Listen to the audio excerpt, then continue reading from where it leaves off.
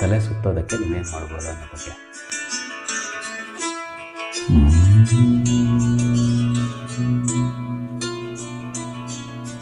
ನಮಸ್ಕಾರ ಪ್ರಿಯ ವೀಕ್ಷಕರೇ, ಈ ವಿಡಿಯೋದಲ್ಲಿ ನಾವೀಗ ನೋಡೋಣ ಬನ್ನಿ. ಒಂದು ಪ್ರಶ್ನೆ ಬಂದಿದೆ, ತಲೆ ಸುತ್ತಿದೆ ತುಂಬ, ಅಂದರೆ ಬಹಳ ತಲೆ ಸುತ್ತು, ಇದಕ್ಕೆ ಏನು ಪರಿಹಾರ, ಏನು ಮಾಡಬೇಕು ನಾನು ಅಂತ ಕೇಳಿದ್ದಾರೆ. ತಲೆ ಸುತ್ತಿಗೆ ಕಾರಣ ಏನು ಅಂತ ಹೇಳಿಲ್ಲ ಮಿತ್ರರೇ ನೀವು. ಕಾರಣ ಭಾಳಷ್ಟು ಕಾರಣಗಳಿರ್ಬೋದು. ಪಿತ್ತ ಜಾಸ್ತಿ ಆಗೋದು, ಯಾವುದಾದ್ರೂ ಔಷಧಿಗಳ ಸೇವನೆ, ಆ್ಯಂಟಿಬಯೋಟಿಕ್ಸ್ ಇರ್ಬೋದು, ಕಿಮೊಥೆರಪಿ ಔಷಧಗಳಿರ್ಬೋದು. ಸಾಮಾನ್ಯವಾಗಿ ಎಲ್ಲ ಔಷಧಗಳು ಕೂಡ ಹೊಟ್ಟೆ ತೊಳಸೋದು, ವಾಂತಿ ಥರದ ಫೀಲಿಂಗು, ವಾಕರಿಕೆ ಅಥವಾ ತಲೆ ಸುತ್ತೋದನ್ನು, ಆ ಥರದ ಸಮಸ್ಯೆಗಳನ್ನು ತರ್ತಾವೆ. ತಲೆ ಸುತ್ತು ಬರೋದಕ್ಕೆ ಒಂದಷ್ಟು ಐಡಿಯಾಗಳು, ಯೋಗದಲ್ಲಿ ಮೆಥಡ್ಗಳು ಇದ್ದಾವೆ. ಅವುಗಳನ್ನು ಹೇಳ್ಕೊಡೋ ಪ್ರಯತ್ನ ಮಾಡ್ತೀನಿ. ನೀವೇನು ನಮ್ಮ ಚಾನಲ್ಗೆ ಸಬ್ಸ್ಕ್ರೈಬ್ ಆಗದಿದ್ದರೆ ಸಬ್ಸ್ಕ್ರೈಬ್ ಮಾಡಿ. ಈ ಥರದ ವಿಚಾರಗಳನ್ನು ನಿಮಗೂ ತಿಳ್ಕೊಬೇಕು ಅಂತಿದ್ರೆ, ಯಾವುದೋ ಒಂದು ಸಮಸ್ಯೆ, ಲಾಂಗ್ ಟರ್ಮ್ ಪ್ರಾಬ್ಲಮ್ಗಳು, ಬೇಜಾರು, ಏನೋ ಒಂದು ದುಃಖನೋ ಏನೋ ಒಂದು ಹೇಳ್ಕೋಬೇಕು ಅಂತ ಅನಿಸಿದರೆ ದಯವಿಟ್ಟು ಕಮೆಂಟ್ ಮೂಲಕ ತಿಳಿಸಿ. ಪ್ರಯತ್ನ ಮಾಡ್ತೀನಿ ಯಾವುದೋ ಒಂದು ವಿಡಿಯೋದ ಮೂಲಕ ಸಮಾಧಾನ, ಪರಿಹಾರಗಳನ್ನು ಸೂಚಿಸೋದಕ್ಕೆ. ಈಗ ನೋಡೋಣ ಬನ್ನಿ, ತಲೆ ಸುತ್ತೋದಕ್ಕೆ ನೀವೇನು ಮಾಡ್ಬೋದು ಅನ್ನೋ ಬಗ್ಗೆ. ತಲೆ ಸುತ್ತತ್ತೆ ಅಂತಾದರೆ ಭಾಳಷ್ಟು ಎಕ್ಸಸೈಸ್ಗಳನ್ನ ಮಾಡೋದಕ್ಕೆ ಸಾಧ್ಯ ಆಗೋದೇ ಇಲ್ಲ ಅಂಥ ವ್ಯಕ್ತಿಗಳ ಹತ್ರ. ಉದಾಹರಣೆಗೆ, ಈ ಥರ ಎಡಕ್ಕೆ ಮತ್ತು ಬಲಕ್ಕೆ ತಿರುಗೋದಿರ್ಬೋದು, ಕತ್ತನ್ನು ಹೊರಳಿಸೋದಿರ್ಬೋದು, ಕತ್ತನ್ನು ತಗೊಂಡೋಗಿ ಅಂದರೆ ಕಿವಿಯನ್ನು ಭುಜಕ್ಕೆ ಟಚ್ ಮಾಡೋದಿರ್ಬೋದು, ಹಿಂದಕ್ಕೆ ಮುಂದಕ್ಕೆ ನೋಡೋದಿರ್ಬೋದು, ರೊಟೇಟ್ ಮಾಡೋದಿರ್ಬೋದು. ತಲೆಯನ್ನು ವಿಶೇಷವಾಗಿ ಈ ಎಕ್ಸಸೈಸ್ ಇದೆ ನೋಡಿ, ಇದು ತಲೆ ಸುತ್ತೋದನ್ನು ಜಾಸ್ತಿ ಮಾಡುತ್ತೆ.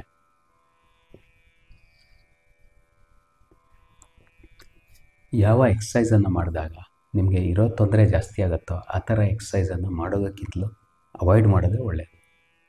ತಲೆಯನ್ನು ರೊಟೇಟ್ ಮಾಡುವಂಥದ್ದು, ತಿರುಗುವಂಥದ್ದು, ಕತ್ತನ್ನು ತಿರುಗಿಸುವಂಥದ್ದು, ಹೊರಳಿಸುವಂಥದ್ದು, ಈ ಥರ ಎಕ್ಸಸೈಸ್ಗಳನ್ನ ನೀವು ಅವಾಯ್ಡ್ ಮಾಡಬೇಕಾಗತ್ತೆ ಕಂಪ್ಲೀಟಾಗಿ.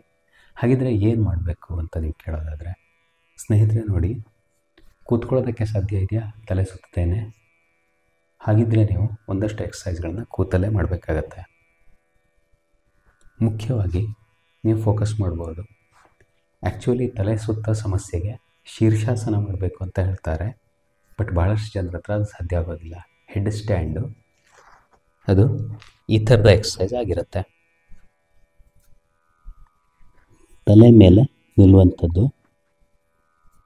ದೇಹದ ಸಂಪೂರ್ಣ ಭಾರ ತಲೆ ಮತ್ತು ಕೈಗಳ ಮೇಲೆ ಇರುತ್ತೆ.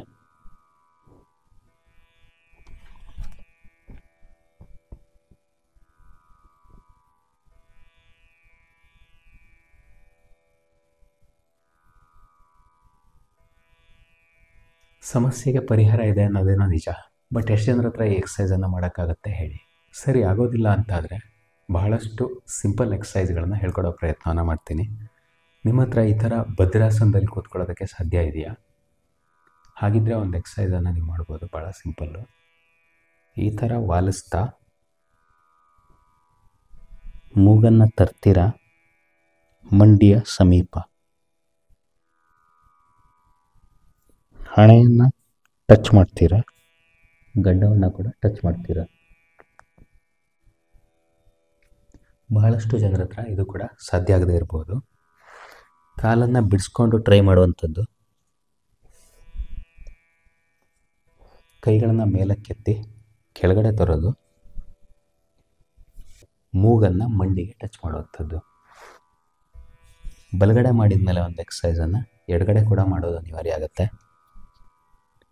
ಈ ಥರದ ಒಂದು ಎಕ್ಸಸೈಸು, ಇದನ್ನು ಕರಿತೀವಿ ಜಾನು ಶೀರ್ಷಾಸನ ಅಂತ. ಈ ಥರ ಮಾಡ್ಕೊಂಡು ಕೂಡ ಮಾಡ್ಬೋದು.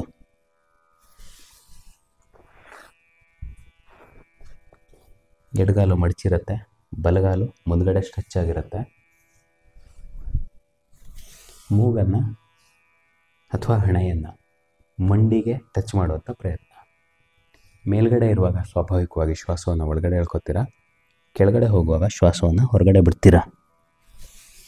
ಈ ಥರ ಟಚ್ ಮಾಡೋದು, ಇದನ್ನು ನೀವು ನಿಧಾನವಾಗಿ ಅಭ್ಯಾಸ ಮಾಡೋದು. ಶ್ವಾಸ ಒಳಕ್ಕೆ, ಶ್ವಾಸ ಹೊರಕ್ಕೆ.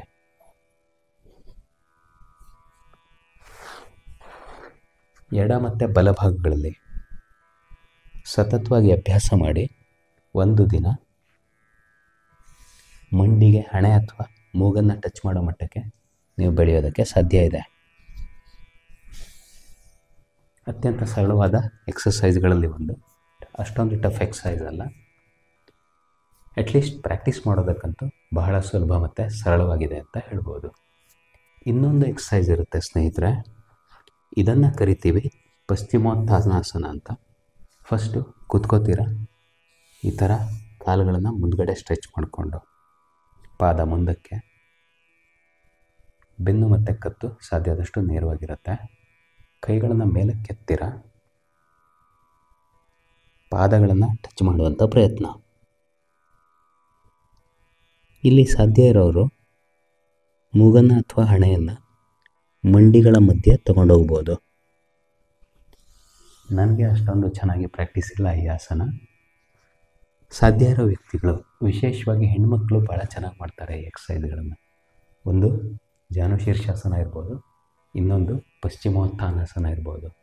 ಇದೆರಡನ್ನು ನೀವು ಮಾಡೋ ಪ್ರಯತ್ನವನ್ನು ಮಾಡಬೇಕು. ಹಾಗೆಯೇ ಮೂರನೇ ಆಸನ ಇದೆ.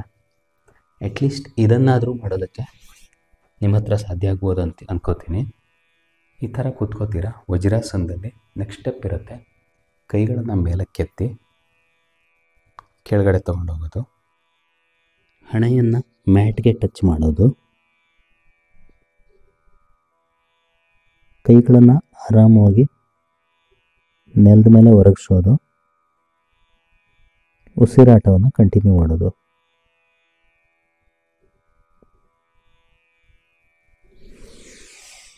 ಉಸಿರನ್ನು ಒಳಗಡೆ ಎಳ್ಕೊಳ್ತಾ ಕೈಗಳನ್ನು ಮೇಲಕ್ಕೆತ್ತೀರ, ಉಸಿರನ್ನು ಹೊರಗಡೆ ಬಿಡ್ತಾ ಕೈಗಳನ್ನು ಕೆಳಕ್ಕೆ ತಗೊಂಬರ್ತೀರ, ಹಣೆಯನ್ನು ಮ್ಯಾಟ್ಗೆ ಟಚ್ ಮಾಡಿ ಕೆಲ ಕಾಲ ಸ್ವಾಭಾವಿಕ ಉಸಿರಾಟವನ್ನು ಮಾಡ್ತೀರ.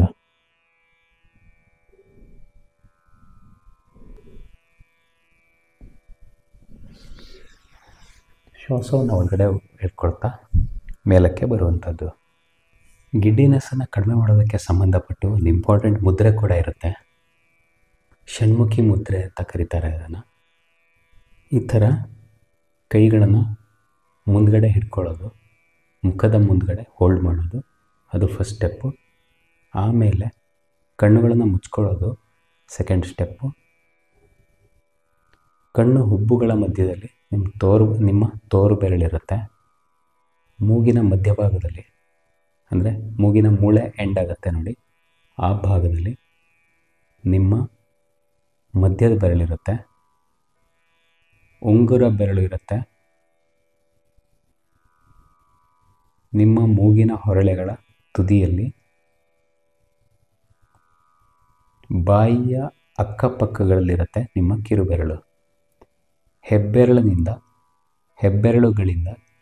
ಎಡಗಿವಿ ಹಾಗೆಯೇ ಬಲಗಿವಿ ಎರಡನ್ನು ಕ್ಲೋಸ್ ಮಾಡ್ತೀರಾ. ಸಹಜ ಉಸಿರಾಟ, ಸ್ವಾಭಾವಿಕವಾಗಿ ಉಸಿರನ್ನು ಒಳಗಡೆ ಹೊರಗಡೆ ಮಾಡೋದು.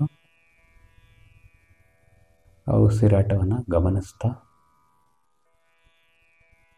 ಎಷ್ಟು ಸಾಧ್ಯ ಆಗುತ್ತೋ ಅಷ್ಟು ಮ್ಯಾಕ್ಸಿಮಮ್ ಟೈಮನ್ನು ಸ್ಪೆಂಡ್ ಮಾಡುವಂಥದ್ದು.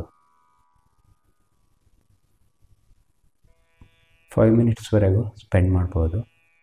ಕೈಗಳನ್ನು ಕೆಳಗಡೆ ಬಿಡ್ತೀರಾ, ಕಣ್ಣುಗಳನ್ನು ನಿಧಾನವಾಗಿ ತೆರೀತೀರಾ.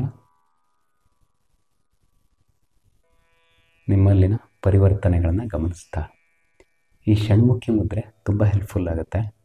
ಹಾಗೆಯೇ ಇದೇ ಷಣ್ಮುಖಿ ಮುದ್ರೆಯಲ್ಲಿ ನೀವು ಮಕಾರವನ್ನು ಚಾಂಟ್ ಮಾಡೋದು ಕೂಡ ನರಗಳಿಂದ ಬರುವಂಥ ತೊಂದರೆಗಳನ್ನು ನಿವಾರಿಸೋದ್ರ ಜೊತೆಗೆ ನಿಮ್ಮ ತಲೆಯನ್ನು ಸುಸ್ಥಿತಿಯಲ್ಲಿಡೋದಕ್ಕೆ ಸಹಾಯ ಮಾಡುತ್ತೆ.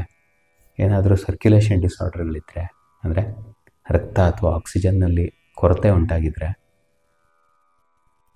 ಅಂಥ ಸಮಸ್ಯೆಗಳನ್ನು ನಿವಾರಿಸುತ್ತೆ. ವಿಶೇಷವಾಗಿ ಆಕ್ಸಿಜನ್ ಸಪ್ಲೈ ಇಂಪ್ರೂವ್ ಆಗೋದ್ರಿಂದ ತಲೆ ಸುತ್ತದೇ ಇರೋ ಥರದ ಪರಿವರ್ತನೆಗಳು ನಿಮ್ಮಲ್ಲಿ ಶುರು ಆಗ್ತವೆ. ಹಾಗಾಗಿ ಇದೇ ಷಣ್ಮುಖಿ ಮುದ್ರೆಯಲ್ಲಿ ಮಕಾರವನ್ನು ಚಾಂಟ್ ಮಾಡೋದು ಕೂಡ ಇನ್ನಷ್ಟು ಪವರ್ಫುಲ್ ಆದ ಪರಿಹಾರ ಆಗಿರುತ್ತೆ ನಿಮ್ಮ ಮಟ್ಟಿಗೆ. ಫಸ್ಟ್ ಪಾಯಿಂಟು ಷಣ್ಮುಖಿ ಮುದ್ರೆ ಒಂದನ್ನೇ ಮಾಡುವಂಥದ್ದು. ಎರಡನೇ ಪಾಯಿಂಟು ಷಣ್ಮುಖಿ ಮುದ್ರೆಯಲ್ಲಿ ಮಕಾರವನ್ನು ಅಂದರೆ ಚಾಂಟ್ ಮಾಡೋದು. ಇದನ್ನು ಕರಿತೀವಿ ನಾವು ಭ್ರಾಮರಿ ಅಂತ.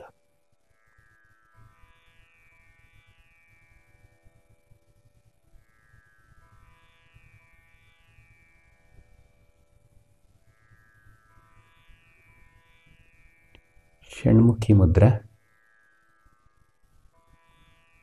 ಉಸಿರಾಟವನ್ನು ಗಮನಿಸುವಂಥದ್ದು. 5 ಬಾರಿ ಶ್ವಾಸ ಒಳಕ್ಕೆ, 5 ಬಾರಿ ಹೊರಕ್ಕೆ.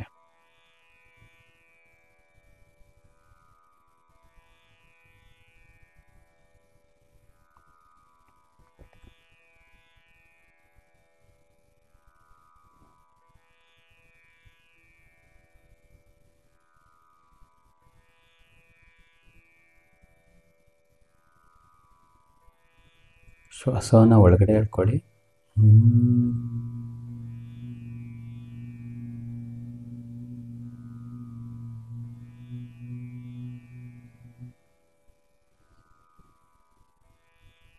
ಅಂತ ಚಾಂಟ್ ಮಾಡಿ. ಚಾಂಟ್ ಮಾಡುವಾಗ ನಿಮ್ಮ ಬ್ರೇನಲ್ಲಿ ಆಗುವಂಥ ವೈಬ್ರೇಷನ್ಗಳು, ಹಾಗೆ ಚಾಂಟ್ ಮಾಡಿ ಆದ ನಂತರ ನಿಮ್ಮ ಮನಸ್ಸಲ್ಲಿ ಮೂಡುವಂಥ ಒಂದು ಮೌನ, ಇವೆರಡನ್ನು ಸೂಕ್ಷ್ಮವಾಗಿ ಅಬ್ಸರ್ವ್ ಮಾಡಿ.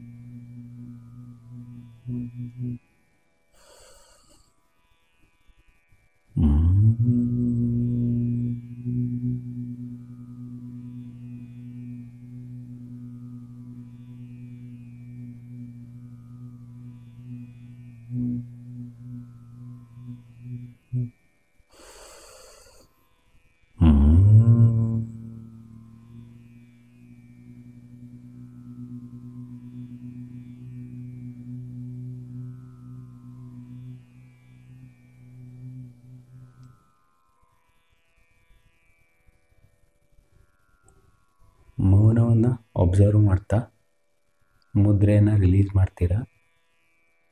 ಒಂದು 3-4 ಬಾರಿ ಅದು ಚಾಂಟಿಂಗ್ ಆದ ನಂತರ ಇದನ್ನೇ ಕಂಟಿನ್ಯೂ ಮಾಡ್ಕೊಂಡು ಹೋಗಿ. ಮ್ಯಾಕ್ಸಿಮಮ್ 6 ಟೈಮ್ಸ್ವರೆಗೂ ನೀವು ಮಾಡ್ಬೋದು. ಕಣ್ಣುಗಳನ್ನು ತೆರಿತೀರ, ಆಮೇಲೆ ಆರಾಮವಾಗಿ ರಿಲ್ಯಾಕ್ಸ್ ಮಾಡ್ಕೊಳ್ಳುವಂಥದ್ದು. ಸ್ನೇಹಿತರೆ, ಇವಿಷ್ಟು ಎಕ್ಸಸೈಸ್ಗಳು ಗಿಡ್ಡಿನೆಸ್ಗೆ ತುಂಬ ಒಳ್ಳೆಯ ಪರಿಹಾರಗಳು ಅಂತ ಹೇಳ್ಬೋದು. ಇನ್ನಷ್ಟು ಎಕ್ಸಸೈಸ್ಗಳೊಂದಿಗೆ ಬರ್ತಾ ಇರ್ತೀನಿ ಇನ್ನೊಂದು ವಿಡಿಯೋದಲ್ಲಿ.